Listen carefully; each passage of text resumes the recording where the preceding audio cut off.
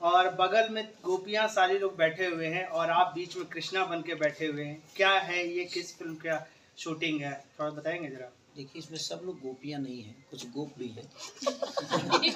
देखिए, इस फिल्म के प्रोड्यूसर हैं हमारे पराग पाटिल जी, जो इस फिल्म को के गार्जियन हैं, निर्माण कर रहे हैं, निर्माता हैं, निर्माता ही होते हैं, निर्देशक निर्माता ही है, निर्माता ही है, निर्देशक आप जी। तो हम तो काम पे ही फोकस करते हैं ना, बाकी चीज़ों पे ज़्यादा ध्यान कहाँ रहता है। हाँ, हमको तो सिनेमा अच्छा बनने से मतलब होता है और कोशिश है हमारी कि हम अच्छा काम करें और सारे लोगों का कोऑपरेशन भी मिल रहा है। और सबसे ज़्यादा कोऑपरेशन इस लोकेशन का है, क्योंकि यहाँ जो लोकेशन हम कर रहे हैं ये घर लगता है जो अपनापन सा है। और डोली सजा के रखना में भी हम लोगों ने इस गांव में शूट किया था, तो ये गांव भी बड़ा प्यारा है जिस लोकेशन पर हम शूट कर रहे हैं, और बड़ा मज़ा आता है। बोल राधा बोल फिल्म का नाम है और बगल में 3 हीरोइनें एक्ट्रेसेस हैं और बगल में जो हमारी जो निर्माता साहब हैं, ये पहले ब्रोकर हुआ करते थे, लेकिन ये प्रोड्यूसर कैसे बन गए इस तरीके से। जब एक फिल्म इंडस्ट्री में कोई कदम उठाता है, इसके लिए आप क्या कहना चाहेंगे सबसे पहले तो। एक भक्त भगवान कैसे बन जाता है जिंदगी में, आप अच्छा करिए। आपकी की हुई, मैं दूध बेचता था, मैं लिट्टी बेचता था, तो ये तो उन्नति है ना, ये तो लोगों को समझदारी की फेरा है। जैसे लोग आपको किस हिसाब से लेते थे, मैं तो दूध बेचने वाला आदमी को तो फिर हीरो नहीं बनना चाहिए, एक लिट्टी बेचने वाले आदमी को हीरो नहीं बनना चाहिए, मैं तो यहाँ तक लोगों के घर में नौकर तक रहा हूँ, तो मुझे हीरो नहीं बनना चाहिए, मुझे सिनेमा का एक पार्ट नहीं बनना चाहिए। ये तो आपकी सोच बताती है कि आप किस विधा में सोचते हैं। और जहाँ तक ये समझ लीजिए कि विजय भैया मेरे शुभचिंतक और मेरे ही नहीं, मुझे लगता है इंडस्ट्री के जितने भी स्टार हुए, चाहे वो डायरेक्टर हुए, चाहे प्रोड्यूसर हुए, जितने भी कलाकार हैं, वो सबके लिए सोचे हैं।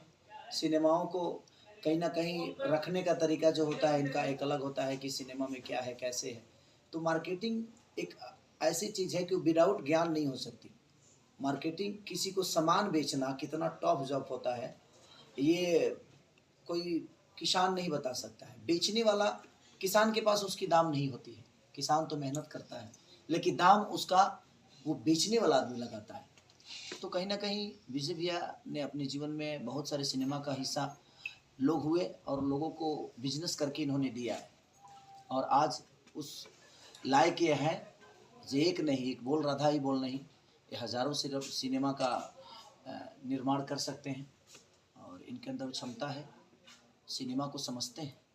अब लोग इसको किस वे में लेते हैं ये मुझे नहीं जानता, और जो फालतू लोग हैं ना, वही लोग इधर से उधर बातें करते हैं कि ये ब्रोकर थे, ये थे, वो थे। उसकी काबिलियत को पहचानिए। कोई दुनिया में बहुत बड़ा प्रोड्यूसर पैदा होकर कोई नहीं आता है, और कोई हीरो पैदा होकर नहीं आता है, कोई डायरेक्टर पैदा होकर नहीं आता है। आपके पास अनुभव है तो आप दुनिया में अपनी चीज़ों को शेयर करिए, आप दुनिया को दिखाइए, दुनिया आपको प्यार करेगी। सवाल अभी भी उठ रहा है कि जैसे इसमें कहीं ना कहीं आपका पैसा लगाया गया है। मीडिया में ऐसे आवाज़ उठ रही है इंडस्ट्री में कि खेसारी जी का ही पैसा लगाया गया है, बल्कि नाम दे दिया गया है विजय यादव का। ये क्या वाकई में तो सच्चाई मुझे है? लगता है कि सब हीरो को विजय यादव को मदद कर देना चाहिए। जितने भी हमारे इंडस्ट्री में लोग हैं जो पर्दे के पीछे काम करने हैं, तो सब हीरो को मदद करना चाहिए। जो भाई नीचे स्तर पे काम करें उनको बड़ा बनाने का काम, अगर लोगों के मन में ऐसी बातें हैं तो ये अच्छी बातें हैं, बुरी नहीं। लोग, मुझे लगता है कि इंडस्ट्री में कम से कम 15 हीरो होंगे जी।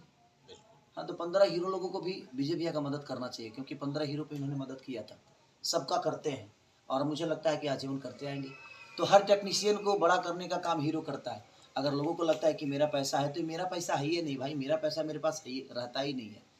ये जनता का पैसा है और ये जनता के मनोरंजन के लिए लग रहा है, चाहे वो कोई भी लगाए और किसी के माध्यम से भी लगे, ये मायने नहीं रखता है।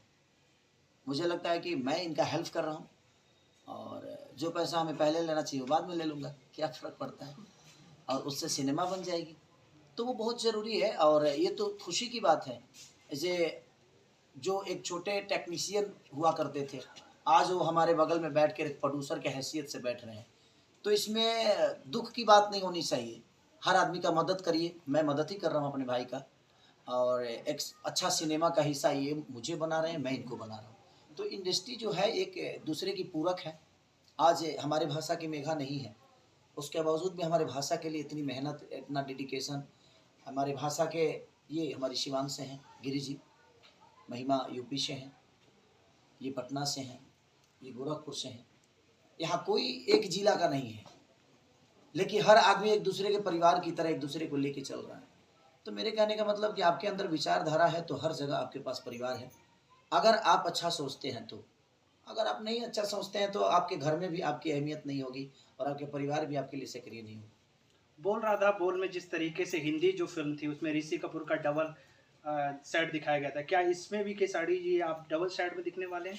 कुछ बताएं। कि बोल राधा बोल नाम है, लेकिन हमारी डिफरेंट कहानी है कि जिस आदमी को हम चाहते नहीं थे आज उसी के लिए हम कुछ कर जाते हैं।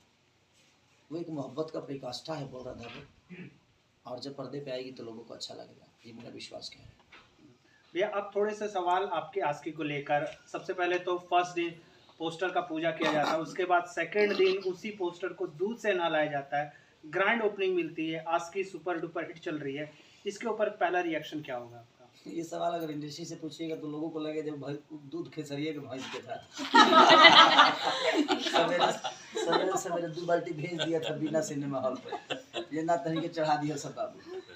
सबसे बड़ी बात यहाँ है कि मैं इस चैनल के माध्यम से बताना चाहता हूँ कि मेरे जीवन में पहली बार नहीं हुआ है, दुनिया मुझे प्यार करती है और मैं उनके प्यार के लिए ही जीता हूँ। और इंडस्ट्री जब किसी की चीज़ें बड़ी होती तो मैं कोशिश करता हूँ कि मैं अपने माध्यम से लोगों तक बताऊँ, क्योंकि बहुत दिनों से हॉल बंद हुए थे और खुले तो जब भी नोटबंदी था उसमें मेरा ही सिनेमा लोगों को प्यार मिला। नोटबंदी कोरोना के बाद भी रिलीज मेरी सिनेमा हुई, उसको भी लोगों ने प्यार दिया। तो जब भी आपदा आती है तो मेरा सिनेमा रिलीज होता है और लोगों का उत्साह ही प्यार मिलता है, क्योंकि उनको पता है कि मेरा बेटा अकेला है और पूरी भोजपुरी समाज का एक ऐसा बेटा है जो जनता के भरोसे चलता है। अपने काम के बदौलत तो हर आदमी एक दूसरे को प्रभावित करता है। यहाँ तो 15 सेकंड की वीडियो से लड़कियाँ स्टार हो जाती हैं, लड़के स्टार हो जाते हैं, लेकिन 2.5 घंटा किसी का मनोरंजन कराना थोड़ा टॉप जॉब होता है और उसमें भी लोग हमें प्यार देते हैं। और इसका मतलब ये नहीं कि 15 सेकंड का वीडियो मनोरंजन लोगों को नहीं देता है, वो देता है। वो भी बच्चे मेहनत करते हैं, वो लोग भी मेहनत के बदौलत यहाँ तक अपनी पहचान बना रहे हैं। तो चाहे वो जितना भी हो, मनोरंजन तो मनोरंजन होता है। मैं कोशिश करता हूँ अच्छा काम करने के लिए, चाहे वो 5 मिनट का मेरा एल्बम वीडियो हो या 2.5 घंटे की मूवी। किस तरीके से देखते हैं खेसारी लाल यादव के साथ आपकी जोड़ी? लोग काफ़ी ज़्यादा पसंद करते हैं। जब फर्स्ट इंटरव्यू मैंने ही डाला था तो काफ़ी ज़्यादा लोगों ने कमेंट किया था कि अगेन इंटरव्यू होना चाहिए, अगेन इंटरव्यू होना चाहिए। चीज़ें मैंने देखी है, मैं इनके अंदर रानी चटर्जी जैसा आग देखा हूँ, इनके अंदर अमरपाली दुबे जैसी एक्टर देखा हूँ, इनके अंदर अक्षरा दी जैसा डांस देखा हूँ, इनके अंदर मोनालिसा जैसा